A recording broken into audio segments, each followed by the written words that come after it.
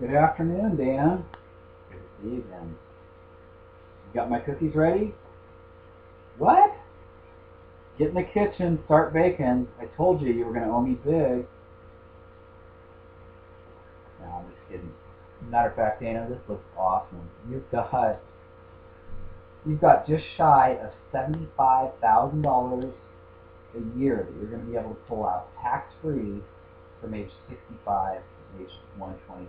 So this is awesome. As a matter of fact, when we get done today, Dana, you're going to have a crystal clear picture of exactly how and when you're going to be potentially totally financially independent. All right?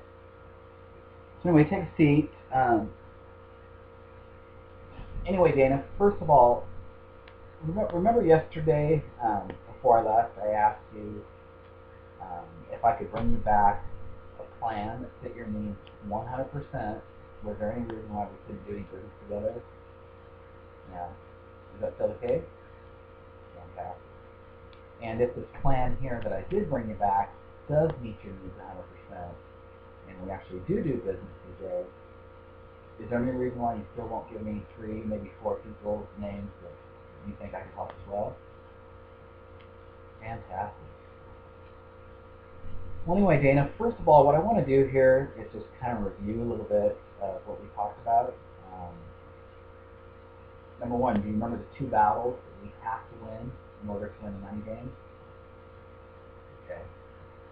Number one, the tax battle. Because, it's not so much about what we make, but it's what we got to keep and spend. And taxes will actually kill you if you're not careful, right? And then, of course, we've got the inflation battle. We must hedge inflation. So, I kind of want to review the Rule 72. Remember that? Yeah. Well, the Rule 72 works like this. If we take the interest rate that we're saving at and we divide that by the number 72, it actually tells us how many years it takes for money to double, right? So, 4 into 72 is 18.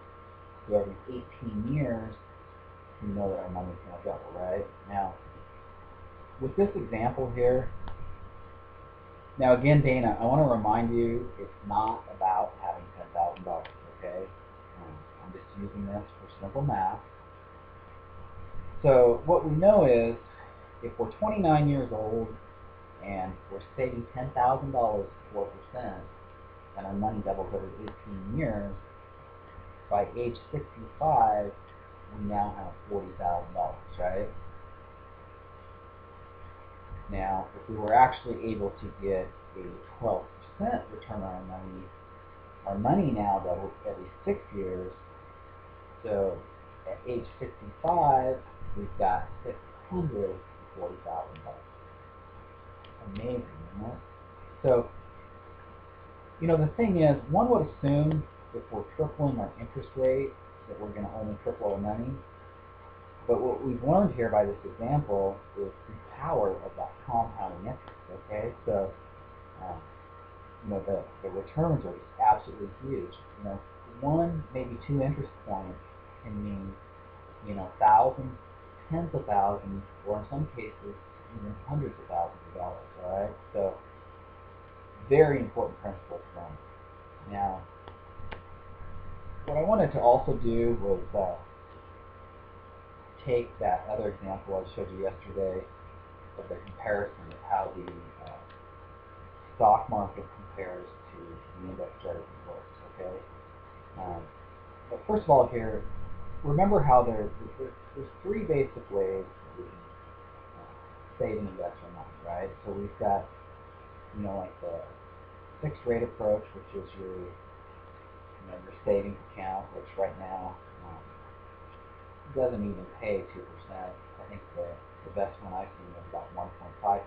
But what happens in a sense is, we're never going to outpace inflation. So that actually is probably the biggest risk of all, right?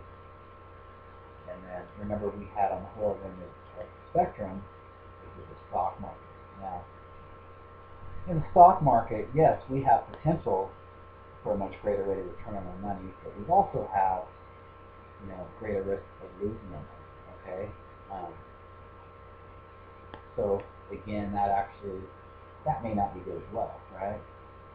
Now in the middle, we have what's called the index strategy. Now, the index strategy works like this.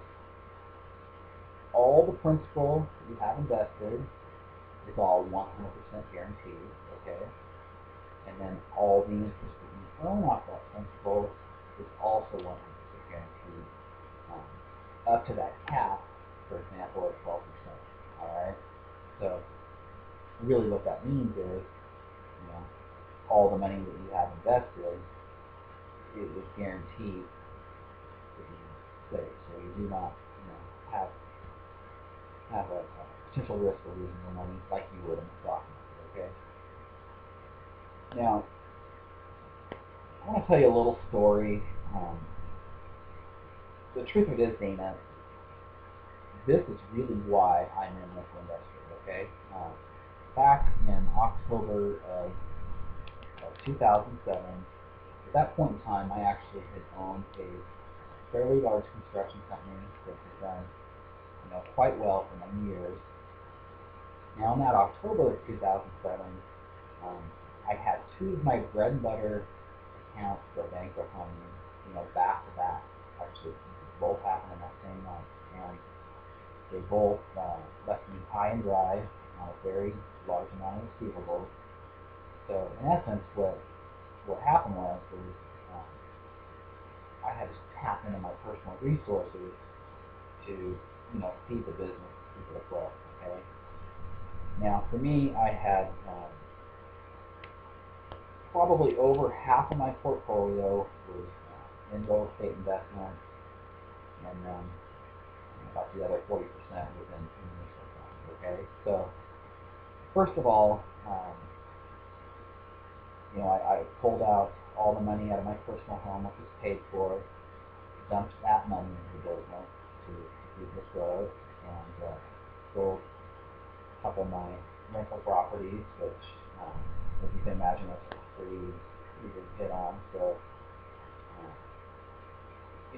when those funds were gone, what happened was I had no choice but to turn to my mutual funds. Okay. Now keep in mind that in my area of construction, the price point was so deteriorated that, after really the first month of 08, the price point was so deteriorated that in order to keep, my employees and my subcontractors working, I had to match bids that were about anywhere from 12 to 18% below the cost of labor and material. So, in essence, what I was doing was paying my customers, to work for me. So, that makes no sense to you. But getting back to my story here, for me, what happened was I actually had to cash in my mutual fund early. So, number one, I was exposed to the early withdrawal. There's a 10% penalty when you take out your money for age 59 and a half, as well as being exposed to all the downside losses that I had occurred on those investments. Okay, so in my case, I believe it's just a little shy of a 44% hit rate. Okay, so the thing is, I never thought I was going to be that guy. Had to cash some money in at that unexpected time in my life. So, again, I apologize for getting off track here. I just kind of wanted to really give you an overview of where my passion lies, why in fact I am in this business. For me personally, my goal is to help anybody that I can not experience that kind of financial devastation that I went through. To be quite honest, Dana, I was absolutely emotionally bankrupt when I went through that experience. And you cannot let that happen to you. Okay?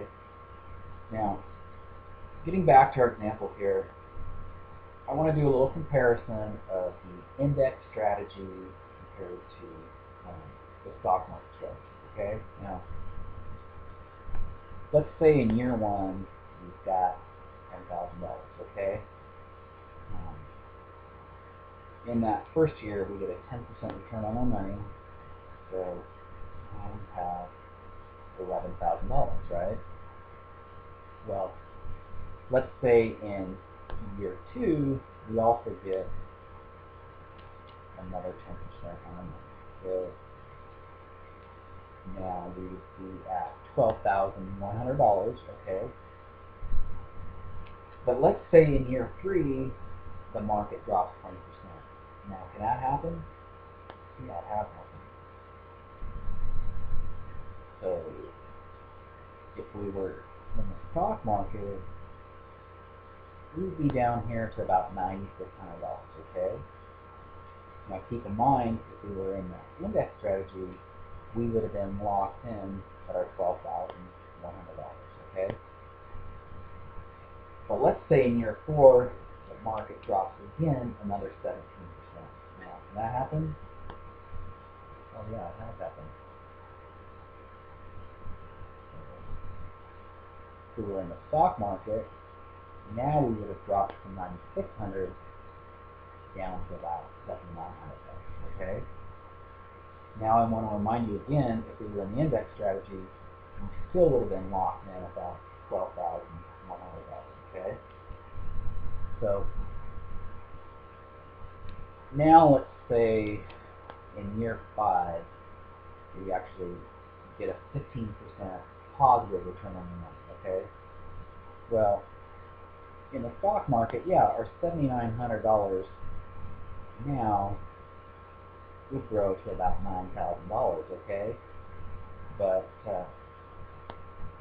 if we were in the index strategy, remember we were locked in at that $12,100, so we go up from there, so we would now grow to about $13,500, okay? Now I want to remind you again, the market here grew by 15%, but in the index strategy, we were capped at that 12%. So, you know, in the index strategy, we're not going to get that full 15%, but we will get our 12%, like I say, which will bring us up to the $13,550. But if we were in the stock market, we would have been stuck down here at $9,000. Okay, so really the $1 million question is, would you rather have $13,550 or $9,000? Okay, you know, for me it's kind of a no-brainer. I'd rather have $13,550. But keep in mind, if we were in the stock market, you know, we would actually have to get a 70% return on our money in 1 year just to actually catch up to where we were in the index strategy, okay? So what we can really see here is the consistency here of the index strategy. Now keep in mind that all our money here that we're earning in the index strategy is actually linked to the S&P 500, okay? Now, the S&P 500 is 70% of the total U.S. equity market capitalization, okay? So really what that means is it's 70% of our U.S. economy, all right? Now, the S&P 500 has averaged just slightly under 11% since 1926, and with these recent downturns, you know, in the last, you know, from the early 2000s and the big flash we had in 08, with that being said, even with those two events, if you look at the history of the S&P over the last 20 years, the S&P still averaged a little bit between 9.5% and 10%. Okay, so you know what we've really learned by this is if the markets continue to do what they've always done, in the index strategy here, we'll probably still always consistently get, you know, between probably a 9 and 10% return on the money. Okay, and I would venture to say that's probably a pretty safe bet. But again, I want to reiterate, you know, I do not have a crystal ball. I do not know what the markets are going to do, but I can tell you what they have done. All right, so I want to make that clear. Now, what I'd also like to talk about here are the is basically the tax treatment here on money. There's basically, you know, three ways we can grow our money over time. Okay, so three columns here. What we really have are, okay, we've got tax, okay, which is basically tax now. And then we've got in the second column here, tax deferred, or what I want to call tax later. Alright. And in the third column here we have tax exempt. Okay, and that's no tax. Now, let's just say again for simple math that we had $10,000. Okay. Now, in the tax column here, what happens is if we had made 10% on our $10,000, we would now have $1,000, right? Well, what happens is we're going to get taxed on that money, all right? Now, the tax rate is approximately 35%, so, you know, the first 28% can go to the Fed, and the next 7% can go to the state. So, what happens here, we deduct that $350 for taxes, and now we got $650, okay? Now, the question is, did you really make 10% on your money? Well, the answer is no. You actually only made 6.5%, okay? So, in the tax deferred column, we have 401ks, 403bs, IRAs, 457s, that type of thing. So, in essence, really what those are the tax laws. They're not actually the vehicles that move the money. They're just the rules that tell what we can do with them. Okay. These are called qualified plans with the IRS tax plan. Okay. Now, you know, there's some positives with these and there's some negatives. So I'm going to just kind of go over both of those with you. Now, number one, for the most part, this is a pretty good savings bucket, okay? My savings bucket, I'm an artist here, right? Anyway, for the most part, like I say, these vehicles have been a pretty good savings bucket over time. You know, keep in mind that not only with your mutual funds, but also with your index strategies, they're both linked to the stock market. So in essence, you know, the stock market, like I said, has averaged just a little shy of 11% since 1926, and in the last 20 years, it's still averaged just a little under 10%. So, you know, as time has proven, it's a pretty consistent way to build on that. Okay, so one of the other positives with the tax-deferred money would be, you know, company matching, which in essence is free money. So you always want to take advantage of that. So that's definitely an advantage. Now, I'm going to talk about the disadvantages a little bit.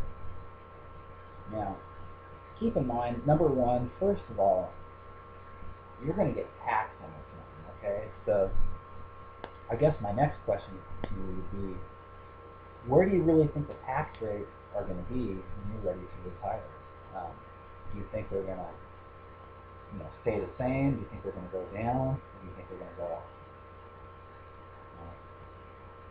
I would venture to say that most likely they're going to go up. And, you know, keep in mind that within France right now, they're already at about 52%. So, you know, with the trillions of dollars of debt that this country concerns, I believe it's very likely that by the time you and I retire, our tax rate is going to be way up there. You know, possibly even pushing, you know, 70 or 75%. You know, again, I don't have a crystal ball. I don't know, but I really doubt this is going to go down. So, taxes, big problem. Okay. Now, one other thing that we got to think about with a quote-unquote qualified plan is, if you are to try to pull any of that money out before age 59 and a half, there's also a 10% penalty on that money as well as paying taxes. Okay. Now, another problem that you run into, if you don't start taking withdrawals before age 70.5, they're actually going to hit you with a 50% penalty, and you're going to pay taxes. So really what the government's trying to do is they're trying to force you to pull your money out so they can get the tax money, okay? Now, a couple other things here too. There's what's called an excess tax.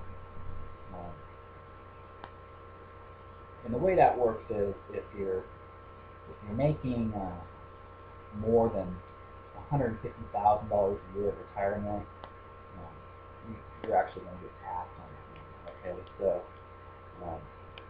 keep in mind that actually was repealed with the Bush cuts, but again, because it is a qualified plan, that very likely could get realized. So the last thing is at death, you're also going to get taxed on it. So really the bottom line is, if you pull your money out early, you're going to get taxed. If you pull your money out too late, you're going to get taxed. And when you die, you're going to get taxed. So, I guess if you don't mind getting taxed, you're really good, right? Anyway, the third way, again, is tax advantage, or I would like to say no tax. Now, basically there are three legal ways you can do this, okay? Now, the first one is municipal bonds. Now, for the most part, municipal bonds used to be a pretty safe, good way to go. I have to admit, recently I really have to question that. Are you aware of what's going on right now in Stockton, California, filing bankruptcy? Well, what's happening is the actual bondholders are not getting paid. So, one issue here is municipal bonds may no longer really be a safe way to invest your money long term. And then also, they only have approximately a 2 to 5% rate of return. So, even if you do win the tax battle, most likely you're not going to win the rate of return battle. Okay? Now, the second way is what's called a Roth IRA. Okay? Very similar to your traditional IRA, but with a Roth, essentially, you can grow your money tax deferred and then potentially pull your money out tax free. Okay?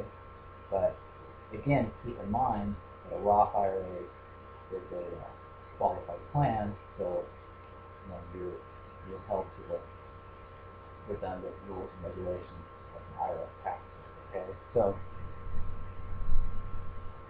we also have the 59.5 10% penalty, or excuse me, at 59.5 years of age. If you were to pull your money out before then, you're going to get hit with a 10% penalty and taxes. Okay. The other thing to think about is the contribution limits. Now, before age 50, you're actually only able to put away $5,000 annually into a Roth IRA. Okay, and then after age 60, you can move that up to $6,000 a year. All right, but one issue you're going to run into if you're a little bit older and you're trying to catch up, you build that nest egg, are those contribution restrictions. So something to think about here is also if you want to pull that money out, put it into a trust, an LLC, or a corporation, you cannot do that because it's a qualified plan. Okay, so really what's happening is you're just held to a lot of redundant rules and regulations of the IRS tax code because in fact the Roth is a qualified plan. All right. So and what I want to also add too, if you make a certain amount of money, you can't even contribute to the Roth. All right. So even work for a certain tax amount. Now, the third way is life insurance, right? Now, the first form of life insurance is called whole life, or what we call permanent life insurance, okay? Now, this is pretty awesome because, number one, you have a death benefit, all right? And you're also able to build a cash value in a life insurance account, which, using a loan provision, you can actually pull out up to 90% of your money and use that money while you're still alive, as long as that 10% is still in there for a death benefit, okay? Now, with whole life insurance, one of the first problems is the rate of return is pretty minimal. Anywhere from 2 to 5%, usually closer to the lower end of that. So, the problem with that is we're getting a low rate of return on our money, so we're really not outpacing inflation, right? But again, we are running on the tax rate. Now, the next form of life insurance is what's called variable universal life, okay? Now, the way this works is the money that you have invested in this policy is actually put into what's called sub-accounts, okay? Now, those sub-accounts are actually invested in the market, and so you're at risk of a downside loss. So, again, potentially you can have a pretty good rate of return on your money, but you can also lose your money as well. So that actually may not be one of the best ways to actually, beat the rate of return battle over a long period of time, okay?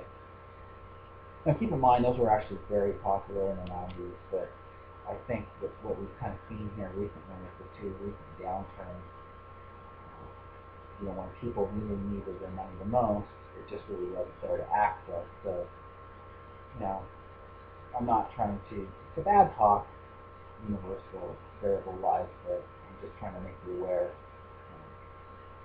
of the potential exposure you have to markets, okay?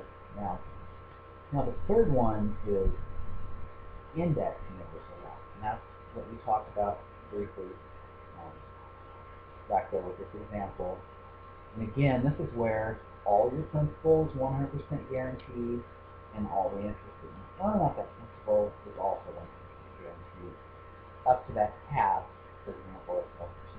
Okay? Now, what I want to do is just kind of show you a little example here of a comparison of an index universal life policy to a standard 401k. Okay? Now, just for all things being equal, let's say that in each of these accounts you've got $1 million and you're working with a 10% return dividend, okay? Now, again, this is just for example purposes.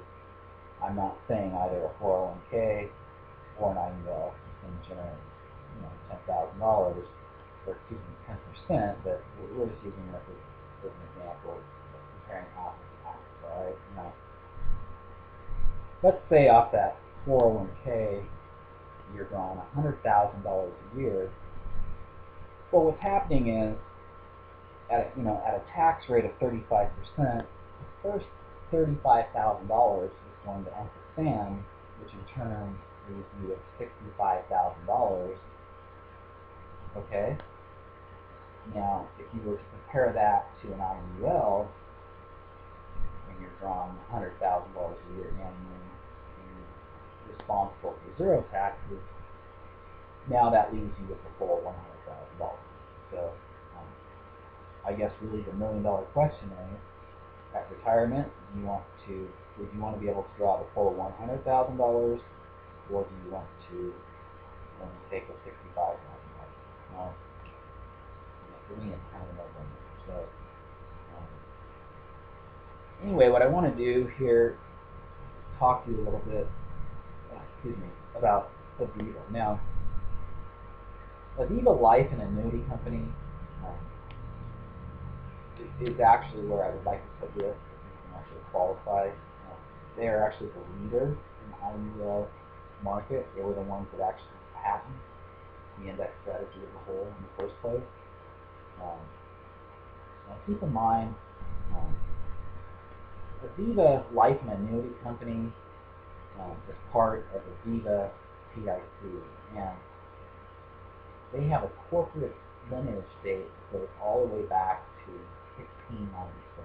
Okay, so they are well over 300 years old, extremely solid company. As a matter of fact, S&P has been rated at A+ times. AM Best has been rated A excellent, and Moody's has been rated A through good. So, you can sleep well at night knowing that your money's there. Okay. Now, let me show you this here. A little brochure that kind of outlines. Down here for you. Kind of outlines how these policies work. Okay. So what I want to do here, first of all, get the illustration going. I want to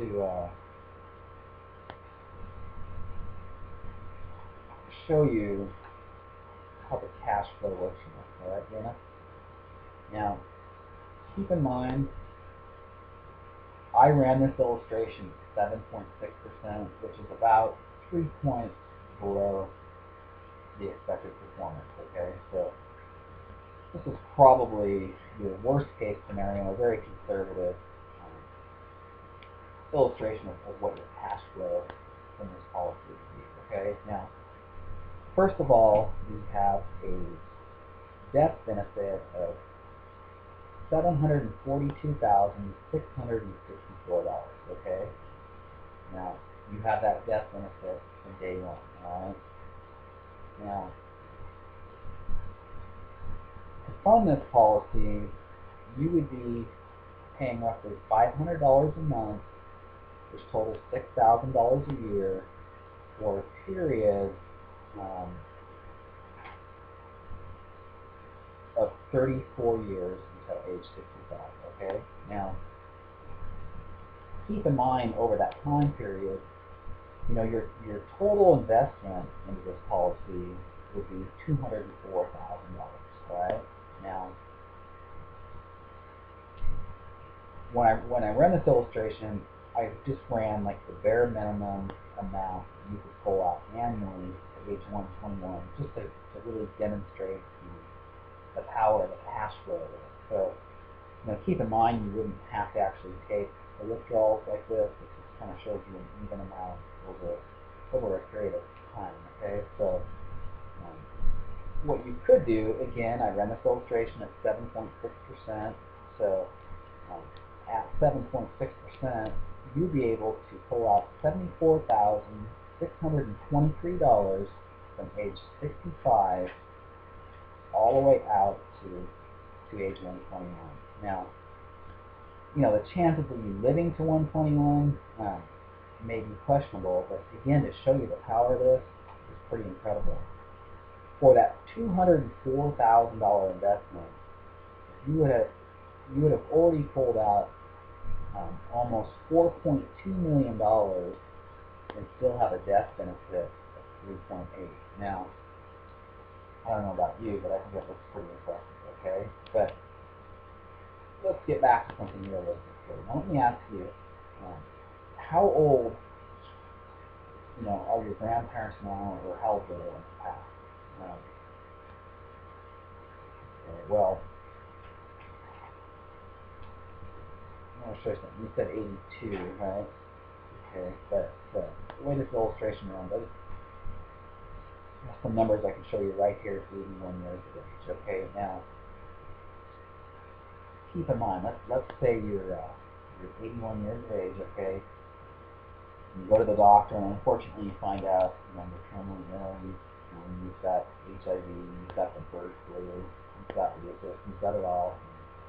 You've got like 2 weeks to live, so you course, you get on the phone, you call me up, want to make sure that your life insurance is all in order. So anyway, I get on my walker and I hobble out to my car and drive over to your place, hobble into your place, and get out your policy, and I show you that now over the period of years you had put $204,000 into your insurance policy. Okay. Now keep in mind that you've already pulled out about $1.2 million tax-free and lived on that, and at the time of your death, you're still going to leave your loved one with a death benefit of $532,203. Now, are you going to be happy with the decision you made, 45 years earlier? Good. So hopefully that gives you a clear understanding of how this illustration works. Now, the thing is, Dana, there's a gotcha, okay? Aviva Life and Annuity does not just accept anyone, okay? So really what I got to ask you, how good is your health really? How many times, or when was the last time you've actually, been in the hospital for anything? Do you take any medication? Do you have any sort of issues you think could actually prevent you from qualifying? And again, I don't mean to be Debbie Downer on this, but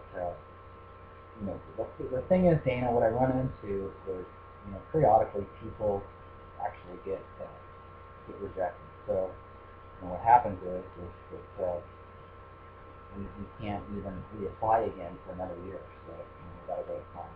So really, what we got to do here is get an application filled out. And that would take maybe 1, 3, 4, 5 minutes. All right, and you get it sent in, and we'll know in roughly about probably anywhere between 4 and 8 weeks if you're even okay. So really what we need to do, like I say, is just get this application filled out, get it submitted, see if you can even get approved, and if you do, then you can go ahead and throw as much money in this thing as you want, and get it funded, and get that. Okay? Now, let's see here.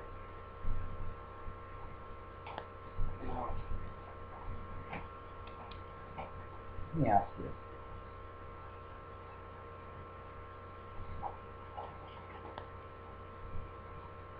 Now, have you gained or lost more than 10 pounds in the last year?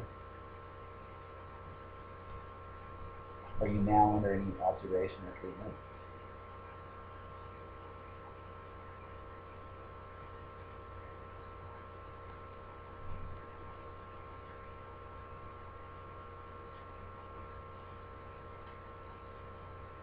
Okay, Dana. Good. Now, what I'm going to need here, I'm going to need a check here for $500 made out to Aviva for your first month's premium. And again, if you're approved, then you can fund this thing balls to walls. If not, I'll just return your check. Okay, so make the first check out to Aviva for $500. All right, and then make the second check out to Robert Martin for $10,279.